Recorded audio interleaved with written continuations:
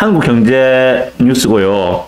연초에 10명 중 7명이 집값 떨어진다고 했는데 분위기 반전이라는 기사가 있어서 가져왔습니다. 일단 팩트 체크를 하고 제가 드리고 싶은 말씀을 드리겠습니다.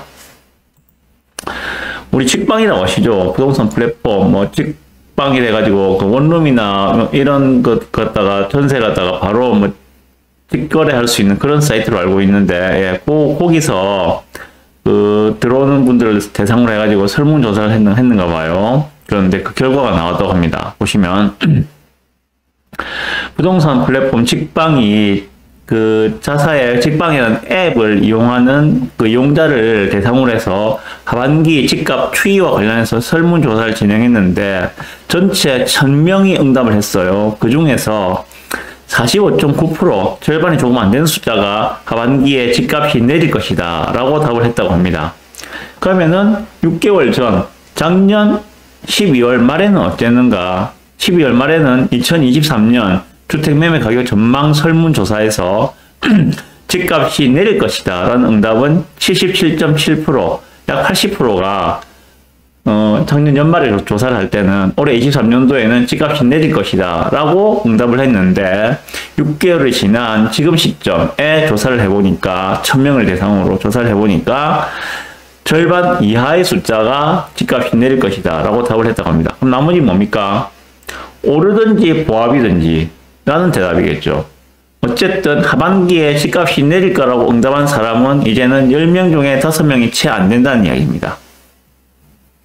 자, 그러면 그 원인이 중요하겠죠. 이제 왜 그렇게 생각하는가, 그 이유에 대해서. 자, 먼저 그러면 집값이, 주택가격이 하락할 것이라고, 하반기에 주택가격이 하락할 것이라고 예상한 이유는 여기 보시면 잘 나와 있습니다. 첫 번째, 경기 침체가 지속될 것이다 하는 것이 32%로 가장 많아요. 그리고 두 번째로 집값이 떨어질 것이다 라고 대답한 이유는 절대 가격이 높다, 현재 가격 수준이 높다 는 게 또 하나, 두 번째 많은 대답이었고요. 세 번째로 많은 대답은 기준금리가 동결 기조지만 금리가 아직도 높다. 요 세 가지가 크게 하반기에 집값이 떨어질 거야 라고 대답한 이유라고 합니다. 자, 경기가 침체, 그리고 현재 가격 수준이 아직까지 높다, 그리고 고금리가 지속되고 있다. 요 세 가지를 이유로 들었어요. 자, 그러면 밑에 한번 봅시다. 그러면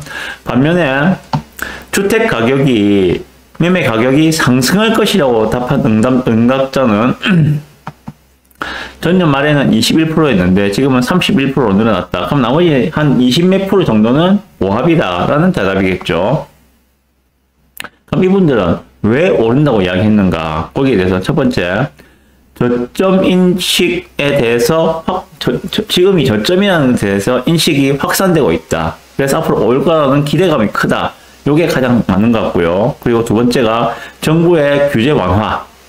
세 번째가 금리 인상 기조가 둔화되고 있다. 이전처럼 급격하게 금리가 계속 오르는 시절이 아니라 이제 끝을 보이고 있고, 금리 인상은 이제는 동결이든지 많아봤자 한 번 정도다. 이런 예상들이 맞물리면서, 그래서 하반기에는 집값이 오를 것이다 라는 예상을 하고 있다고 합니다.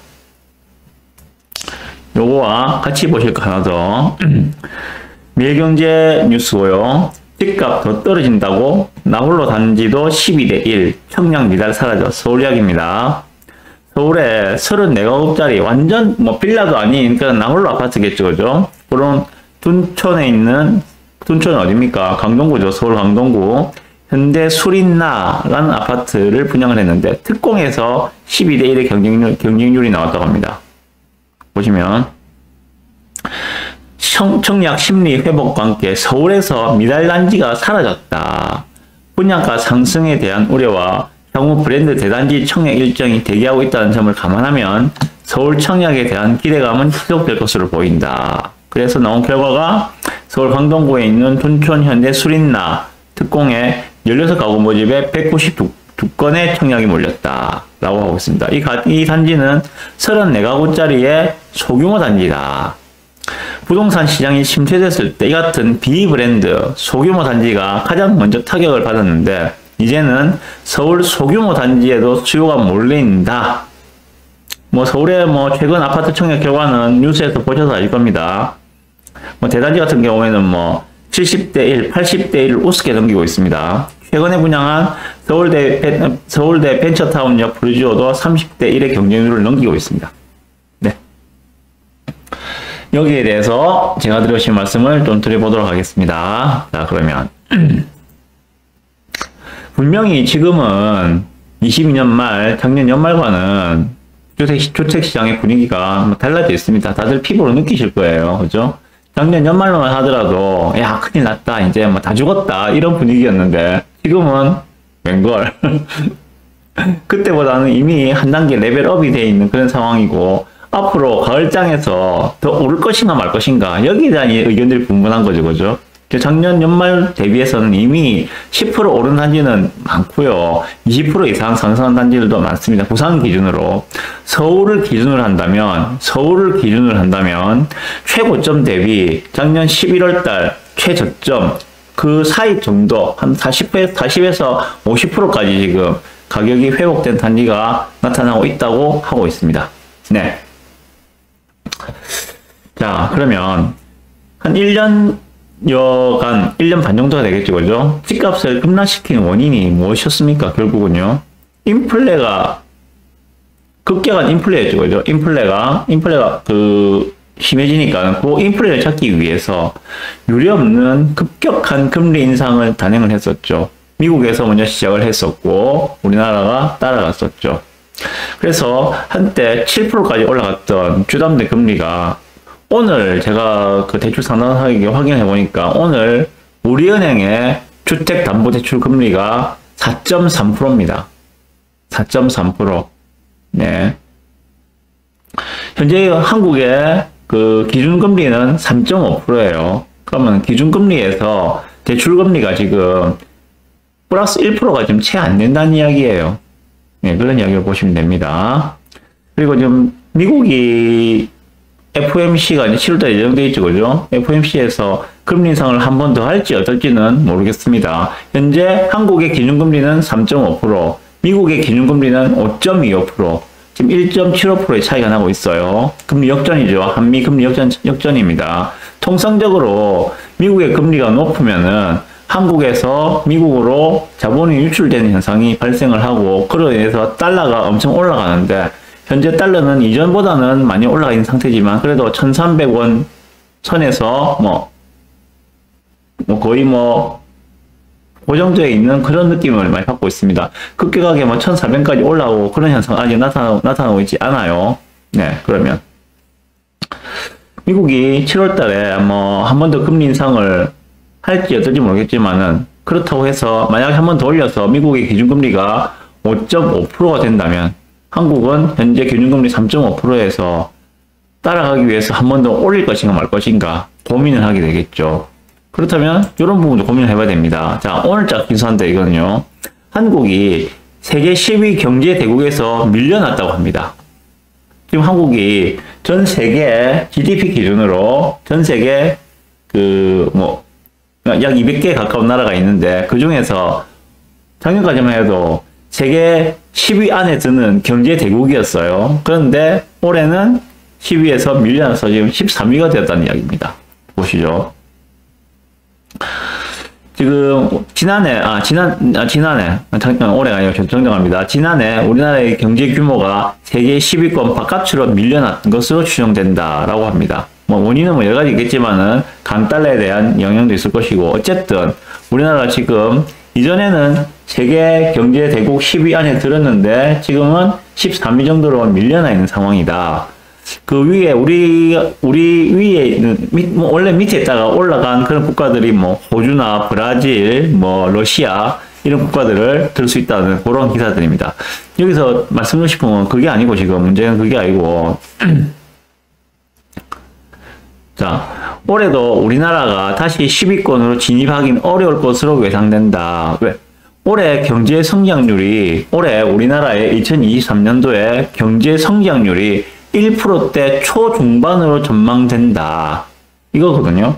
올해 우리나라의 경제 성장률은 1% 초반 아니면 중반 정도로 예상하고 있다고 합니다.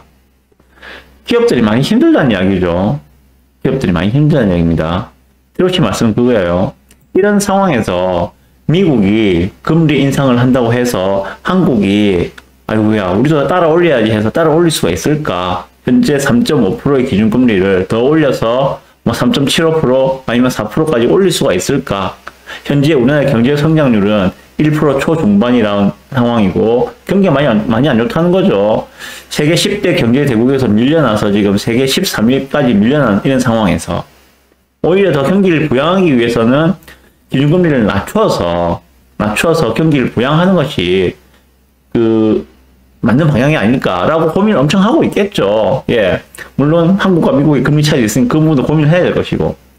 어쨌든 이런 상황에서 금리라는 이슈는 앞에서 말씀드렸죠. 그죠? 1년 반 정도 전부터 집값을 급격하게 하락시킨, 집값뿐만 아니죠. 모든 자산 가치를 하락시킨 급격한 금리 인상은 미국 같은 경우에는 뭐 한두 번 더 올릴지는 모르겠지만은 어쨌든 끝을 보이고 있는 상황인 것 같다. 한국 같은 경우에는 현재 우리나라의 경제 상황을 볼 때 경제 성장률, 연 경제 성장률 1% 초중반대를 보고 있는 상황에서 더 이상 금리를 급격하게 많이 올리기는 정말 어려울 것이다.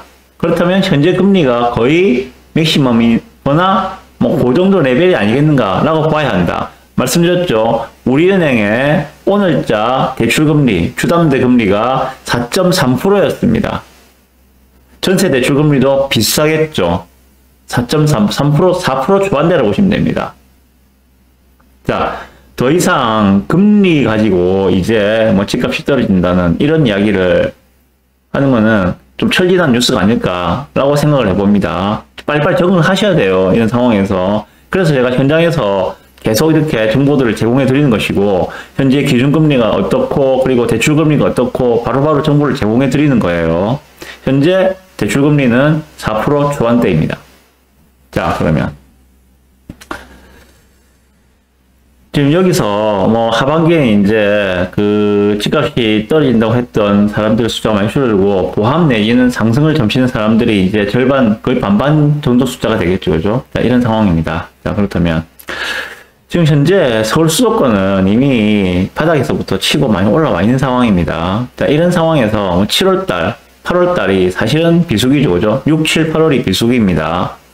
지나고 나서 이제 9월달부터 가을장에 들어설 건데 9월, 10월, 11월 이때가 또 주택 거래가 가장 활발하게 거래되는 그런 시기인데 이 시점에 또 어떻게 반응할 것인가 뭐 모르긴 몰라도 아마 또 다시 한 단계 레벨업이 되지 않을까 라는 생각이 들어요. 왜냐하면 지금 일단 금리라는 이슈는 이제 거의 철지는 뉴스가 된 상황이고 서울 같은 경우에는 작년보다는 올해보다는 내년 갈수록 공급 물량이, 입주 물량이 거의 반토막 수준으로 떨어지고 있어요. 같이 인접해 있는 경기도 같은 경우에도 올해는 입주 물량이 많은 편입니다. 그렇지만 내년에는 올해보다는 적은 입주 물량을 보이고 있거든요.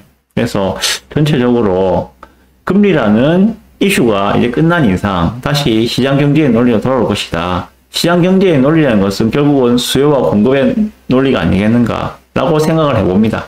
네.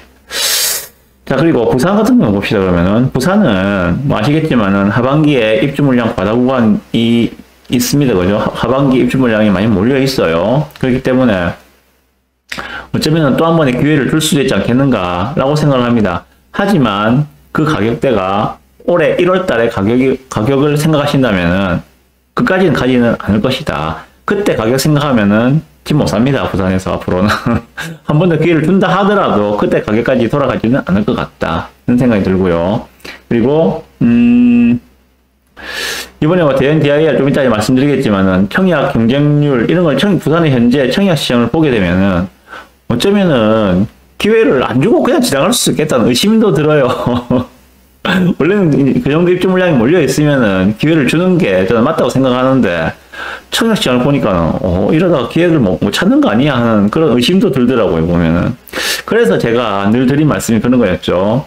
올해 상반기 중으로 매수를 마무리하시고 하반기는 관망하시면서 24년도를 맞이하시라. 왜? 24년, 25년은 부산의 입주 물량 절대 부족 구간이다. 좀 더 늘어났죠. 이제 26년까지 보셔야 돼요. 24, 25, 26년 3년 동안이 아마 입주 물량 부족방일 것이다. 라고 말씀을 드렸습니다. 네. 뭐, 이 정도로 전국 뉴스 하나 말씀드렸고요.